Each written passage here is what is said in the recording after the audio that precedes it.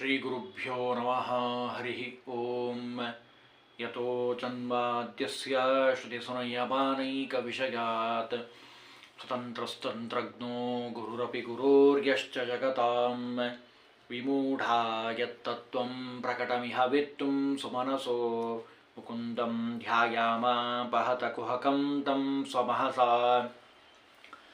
ಸರ್ವವಿಘ್ನಃಪ್ರಶಮನಂ ಸರ್ವಸಿದ್ಧಿಕರಂ ಪರಂ ಸರ್ವಜೀವಪ್ರಣೇತಾರಂ ವಂದೇ ಜಗದಂ ಹರಿಂ ಕರೋತು ಮಮ ಕಲ್ಯಾಣಂ ಹರಿರ್ಹಯಮುಖಾಪಿತಃ ಗುರುಶ್ಚ ಮಧ್ವನಾಮಾ ಮೇ ವರದೋಸ್ತು ನಿರಂತರಂ ವಾಣಿತೆ ಕರವಣ್ಯಂಬ ಚರಣೋರ್ತಿ ಸರ್ವದಾ ಮದ್ವಾಕ್ಯಸರಣೀರ್ಭೂಯಾತ್ ಶ್ರೀಮದಾಚಾರ್ಯಭಾವಕ ಸಮಾಶ್ರಯೇ ಗುರುಂ ಭಕ್ತ್ಯಾ ಮಹಾವಿಶ್ವಾಸಪೂರ್ವಕಂ ನಿಕ್ಷಿಪೇ ಸರ್ವಭಾರಾಂಶ್ಚ ಗುರೋ ಶ್ರೀಪಾದಪಂಕಜೇ. ಮಹಾಭಾರತದಲ್ಲಿ ಬರುವಂತಹ ಅತ್ಯದ್ಭುತವಾದ ಒಂದು ಸಂದೇಶ. ತೃಷ್ಟುವಿನ ಮಗಳಾಗಿರುವಂಥವಳು ಸಂಜ್ಞಾದೇವಿ, ಸೂರ್ಯನ ಮಡದಿಯಾಗಿರುವಂಥವಳು. ವೈವಸ್ವತಮನು ಯಮ ಇವರ ಮಕ್ಕಳಾಗಿರುವಂಥವರು. ಸೂರ್ಯ ಬಹಳ ತಾಪದಾಯಕನಾಗಿರುವಂಥವನು. ಸೂರ್ಯನ ತಾಪವನ್ನು ಸಹಿಸ್ಲಿಕ್ಕೆ ಆಗದೇ ಇರುವಂತಹ ಸಂಜ್ಞಾದೇವಿ ಯಾರಿಗೂ ಹೇಳದೆ ತನ್ನ ತವರ ಮನೆಗೆ ಹೋಗಿದ್ದಾಳೆ. ತವರ ಮನೆಗೆ ಹೋಗೋಣ ಅಂತ ಹೊರಟ್ಲು.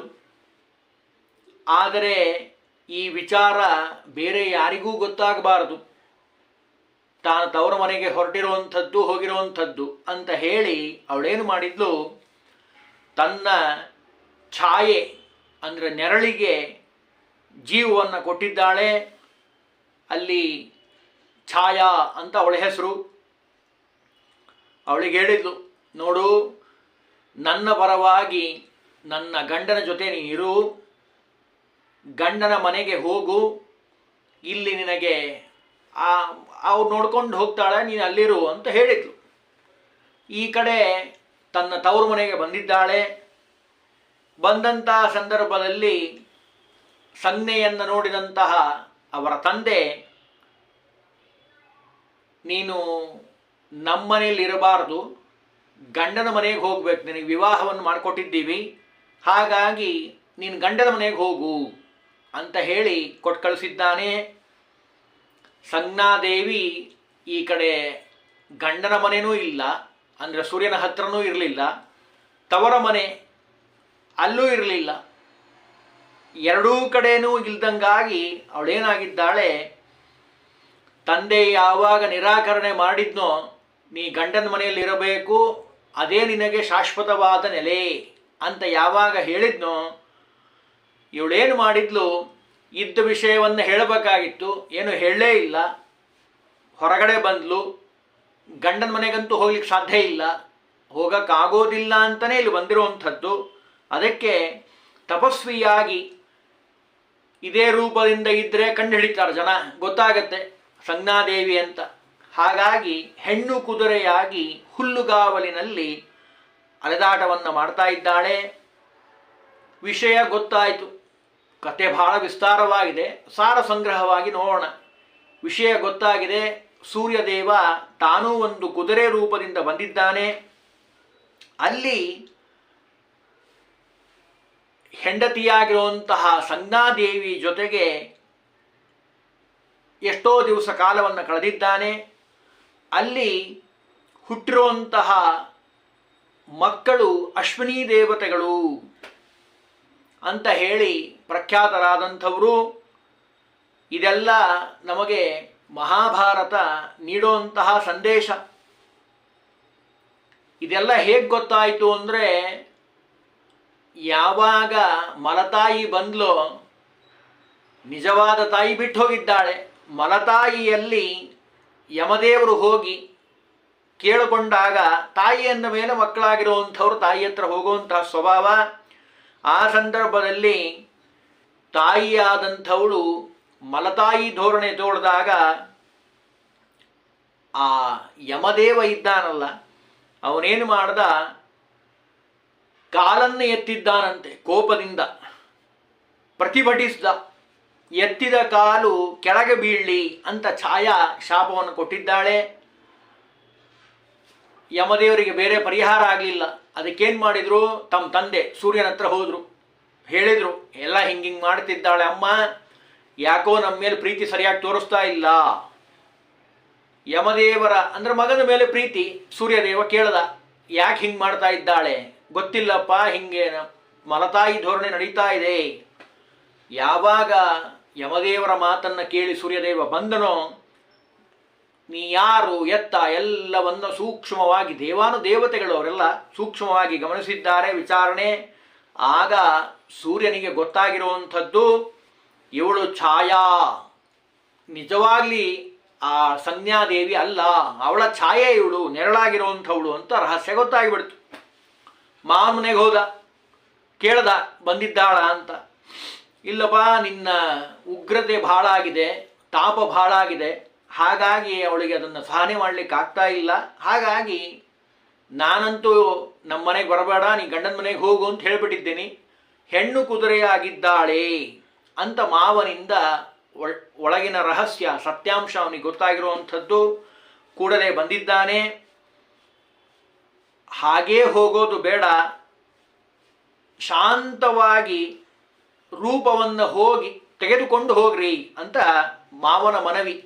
ಅಳಿಯನಿಗೆ ಹೇಳಿದರು, ನೀವು ಹಿಂಗೆ ಹೋದರೆ ಅವಳಿಗೆ ಆ ತಾಪ ಸಹನೆ ಆಗ್ತಾ ಇಲ್ಲ, ಹಾಗಾಗಿ ಶಾಂತವಾಗಿ ಹೋಗಿ.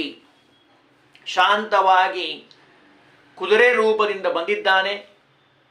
ಕುದುರೆ ರೂಪದಿಂದ ಬಂದಿರುವಂತಹ ಸೂರ್ಯ ಮತ್ತು ಸಂಜ್ಞಾದೇವಿಯಲ್ಲಿ ಹುಟ್ಟಿದಂತಹ ಮಕ್ಕಳೇ ಅಶ್ವಿನಿ ದೇವತೆಗಳು.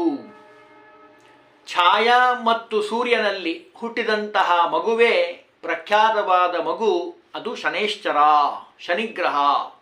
ಇದು ನಮಗೆ ಕಥೆ. ಈ ಕಥೆಯಿಂದ ನಾವೆಲ್ಲರೂ ತಿಳಿಯುವಂತಹ ಸಂದೇಶ ಏನು? ಇವತ್ತಿನ ಸಮಾಜಕ್ಕೆ ಗಂಡ ಮತ್ತು ಹೆಂಡತಿ ಹೇಗಿರಬೇಕು ಅಂತ ಈ ಕಥೆ ನಮಗೆ, ಪುಟ್ಟದಾಗಿರುವಂಥ ಕಥೆ ಬಹಳ ಸುಂದರವಾಗಿ ನಮಗೆ ತಿಳಿಸ್ತಾ ಇದೆ. ಗಂಡ ಹೆಂಡತಿಯ ಬಗ್ಗೆ ಯಾವ ಸಂದರ್ಭದಲ್ಲೂ ಕ್ರೂರವಾಗಿ ವರ್ತನೆ ಮಾಡಬಾರದು. ಯಾಕೆ? ತನ್ನ ತವರು ಮನೆಯನ್ನು, ಅರ್ಥಾತ್ ತಂದೆಯನ್ನ, ತಾಯಿಯನ್ನ, ಅಣ್ಣ ತಮ್ಮಂದ್ರನ್ನ, ಅಕ್ಕ ತಂಗಿಯರನ್ನ, ಕೊನೆಗೆ ಗೋತ್ರವನ್ನೂ ಬಿಟ್ಟು, ತಮ್ಮ ಊರನ್ನೂ ಬಿಟ್ಟು, ಗಂಡನೇ ಸಾರ ಸರ್ವಸ್ವ, ಅವನೇ ನನಗೆ ಎಲ್ಲ ಅನ್ನೋ ದೃಷ್ಟಿಯಿಂದ ಆ ತವರು ಮನೆಯಿಂದ ಬಂದಿರುವಂಥವಳು ಅವಳ ಮೇಲೆ ಯಾವ ಸಂದರ್ಭದಲ್ಲೂ ಕ್ರೂರವಾಗಿ ಗಂಡನಾದಂಥವನು ವರ್ತನೆ ಮಾಡಬಾರದು. ತಾಪವನ್ನು ನೀಡಬಾರದು. ತಾಪ ಅಂದರೆ ಅದು ಮಾನಸಿಕವಾಗಿ ಆಗಿರಬಹುದು, ದೈಹಿಕವಾಗಿ ಆಗಿರಬಹುದು. ಯಾವಾಗ ಮಾವಂದ್ರು ಹೇಳಿದರೋ ಸೂರ್ಯ ಬದಲಾದ. ಅವನಿಗೆ ಪಾಪ ಒಳ್ಳೆಯವನು, ಅವನಿಗೆ ಗೊತ್ತಿಲ್ಲ. ಹಾಗಾಗಿ ಆ ತನ್ನ ತಪ್ಪಿನ ಅರಿವಾದ ಮೇಲೆ ಹೃದಯ ಪರಿವರ್ತನೆ ಆಗಿರುವಂಥದ್ದು, ಶಾಂತವಾಗಿ ಹೋದ. ಅದಕ್ಕೆ ನಾ ಹೇಳಿದ್ದು, ಬಾಹ್ಯ ತಾಪ, ಆಂತರಿಕವಾದ ತಾಪ ಎರಡನ್ನೂ ಮಾಡಬಾರ್ದು, ಶಾಂತವಾಗಿ ವರ್ತನೆಯನ್ನು ಮಾಡಬೇಕು. ಆಗ ಮಧುರವಾದ ಸಂಸಾರ ಅದು ನಡೀಲಿಕ್ಕೆ ಸಾಧ್ಯ. ಇದು ಪುರುಷರಿಗೆ, ಗಂಡಂದ್ರಿಗೆ ಹೇಳಿರುವಂಥದ್ದು. ಇದರ ಜೊತೆಗೆ ಸ್ತ್ರೀಯರಿಗೂ ಒಂದೆರಡು ಮಾತು ಹೇಳಿದರು, ಹೆಂಡತಿಯರಿಗೆ. ಗಂಡಂದ್ರಾಗಲಿ ಹೆಂಡತಿಯಾಗಲಿ, ಅದರಲ್ಲೂ ವಿಶೇಷವಾಗಿ ಹೆಂಡತಿಯರಿಗೆ ಹೇಳ್ತಿರುವಂತಹ ಮಾತು, ಯಾವುದೇ ಸಂದರ್ಭದಲ್ಲೂ ಹೇಳದೆ ಕೇಳದೆ, ಗಂಡನಿಗೂ ಗೊತ್ತಾಗದೆ ತವರ ಮನೆಗೆ ಹೋಗಬಾರದು. ಎಷ್ಟು ಒಳ್ಳೆಯ ಸಂದೇಶ ನೋಡಿ. ಅದರಲ್ಲೂ ಅಕಸ್ಮಾತಾಗಿ ಹೆಂಡತಿಯಾದವಳು ಗಂಡನಿಗೆ ಹೇಳದೆ ತವರ ಮನೆಗೆ ಹೋದಾಗ, ಮಾವನಾಗಿರುವಂಥವನು ಅಂದರೆ ಹೆಂಡತಿಯ ತಂದೆ, ಆ ಮಾವನಾಗಿರುವಂಥವನು ಯಾವುದೇ ಸಂದರ್ಭದಲ್ಲೂ ಮಗಳನ್ನು ತನ್ನ ಮನೆಯಲ್ಲಿಟ್ಟುಕೊಳ್ಳಬಾರದು. ಮತ್ತೇನು ಮಾಡಬೇಕು?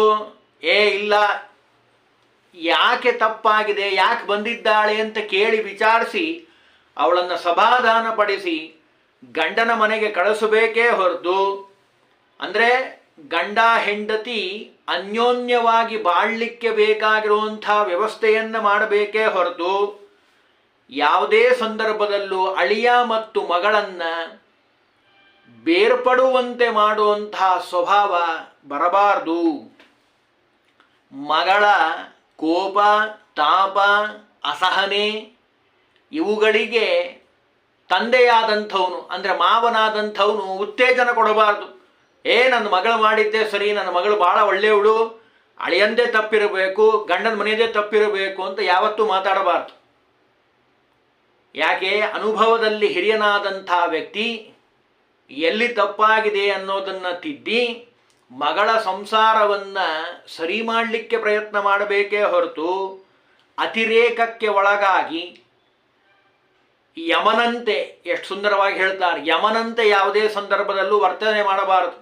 ಸೌಮ್ಯವಾಗಿ, ಶಾಂತವಾಗಿ ಇಬ್ಬರು ಅನ್ಯೋನ್ಯಯುತವಾಗಿ ಇರೋ ಹಾಗೆ ನೋಡಿಕೊಳ್ಳಬೇಕು. ಅದು ನಮಗೆ ಮಹಾಭಾರತ ಕೊಡ್ತಾ ಇರುವಂತಹ ದಿವ್ಯವಾದ ಸಂದೇಶ. ಸೂರ್ಯನ ಸಂಸಾರದಲ್ಲಿ ನಾವು ಕಂಡಿರುವಂತಹ ದಿವ್ಯವಾದ ಸಂದೇಶ, ಗಂಡ ಹೆಂಡತಿ ಇಬ್ಬರೂ ಬಹಳ ಅತ್ಯಂತ ಪ್ರೀತಿಕರವಾಗಿರಬೇಕು. ಅದರಲ್ಲೂ ಇವತ್ತಿನ ಪ್ರಪಂಚದಲ್ಲಿ ಇನ್ನೂ ಒಂದು ಮಾತು ಬಹಳ ಗಂಭೀರವಾಗಿ ತೆಗೆದುಕೊಳ್ಳಬೇಕಾಗಿರೋದೇನು ಅಂದರೆ, ಗಂಡನನ್ನು ಹೆಂಡತಿಯಾಗಿರುವಂಥವಳು ಅರ್ಥ ಮಾಡಿಕೊಳ್ಳಬೇಕು. ಇದು ಅತ್ಯಂತ ಅವಶ್ಯಕ. ಗಂಡನಾದಂಥವನ ಮನಸ್ಸೇನು, ಅವನ ಆಸೆ ಆಕಾಂಕ್ಷೆಗಳೇನು ಅಂತ ಹೆಂಡತಿಯಾದವಳು ಅರ್ಥ ಮಾಡಿಕೊಳ್ಳಬೇಕು. ಇದಕ್ಕೆ ವಿರುದ್ಧವಾಗಿ ಗಂಡನಾದಂಥವನು ಹೆಂಡತಿಯನ್ನು ಪ್ರೀತಿ ಮಾಡಬೇಕು. ಇವೆರಡೂ ಯಾವಾಗಲೂ ಜೀವನದಲ್ಲಿರಬೇಕು. ಯಾಕೆ ಅಂದರೆ ಹೆಂಡತಿಯಾದಂಥವಳು ಗಂಡನಿಂದ ಬೇರೆ ಏನೂ ಬಯಸೋದಿಲ್ಲ. ಬೆಳ್ಳಿ, ಬಂಗಾರ, ಆಸ್ತಿ ಬೇಕಾದಷ್ಟು ಇರಲಿ, ಅವ್ಯಾವು ಗಂಡನ ಪ್ರೀತಿ ಮುಂದೆ ಅವ್ಯಾವು ಹೆಚ್ಚಲ್ಲ, ತೃಣ ಸಮಾನ. ಹೆಂಡತಿಯಾದವಳು ತನ್ನ ತವರು ಮನೆ ಬಿಟ್ಟು ಬಂದಾಗ ಅವಳ ಮನಸ್ಸಿನಲ್ಲಿ ಬರೋ ಮೊದಲನೇ ಭಾವನೆ, ಗಂಡ ನನ್ನನ್ನು ಯಾವಾಗಲೂ ಪ್ರೀತಿ ಮಾಡಲಿ, ಬೇರೆ ಇನ್ನೇನು ಕೇಳೋದಿಲ್ಲ. ಅದು ಹೆಣ್ಣು ಮಕ್ಕಳ ಮನಸ್ಸಿನಲ್ಲಿರುವಂಥ ಭಾವನೆ.